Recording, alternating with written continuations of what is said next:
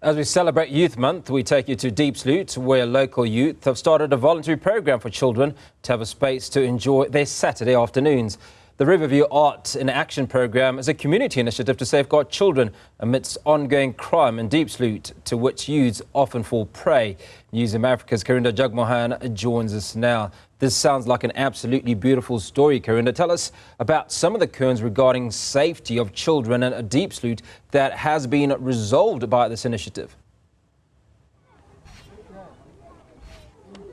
Certainly, it is a story about hope when you look at the crime level, specifically here in Diepsloot. As we drove in on the side of the streets, we saw empty beer bottles while children were running past those.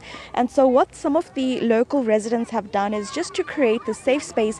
A Saturday afternoon between 12 and late into the afternoon, children can come here, learn to play with various arts and crafts, but that's really just something to pull them in, where they can also undergo some important mentorship to ensure that what they see around them is not something that they get involved with. One of the volunteers who started this in January is Thabo Mtombeni, and he's an artist himself, so thank you so much for speaking to us.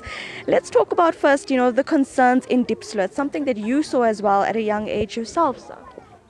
Yeah, growing up in Diepsloot, it's not easy, more especially inside the informal settlements, So there's a lot going on there, crime, kids get raped, So myself growing up there, I grew up around a lot of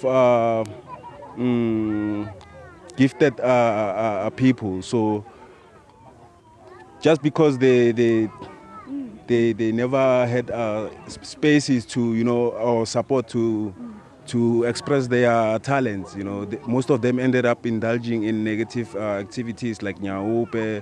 Some ended up taking alcohol, So for us to start this thing, is to try to catch them while they're still young, because they're learning a lot from us. If we're doing wrong things, it means they will be learning only wrong things, And art, remember, it's not just about painting or art is more like therapy, So as you can see there, they're enjoying themselves, and yeah. I see the younger kids are busy coloring in, but the older kids, you have more arts and crafts here. Besides just teaching the physical art, you're also chatting to the young kids, hearing about what's happening in their lives. Tell me about why this is important, the advice that you often share and what you hear. The challenges that these kids come with, some of them can talk, but some of them can express them through art. You can tell by a drawing that, no, this kid has a problem, maybe back home, So we give a lot of time to those kind of kids, we pay a lot of attention, we try to encourage them, we provide them with what we can, yeah. And now, of course, this is a completely voluntary initiative from the community. I see lots of community members here, out of your own pocket as well. What's your message to other communities in terms of really just creating safe spaces for children when there's really none? Yeah, I can say, it takes a village to raise a child. So if communities can unite and, don't wait for the government to come and do things for us, we can just share ideas, try to sell our ideas, yeah. It's very important. So thank you so much for your time, and we're going to catch up with you as well through the rest of the afternoon.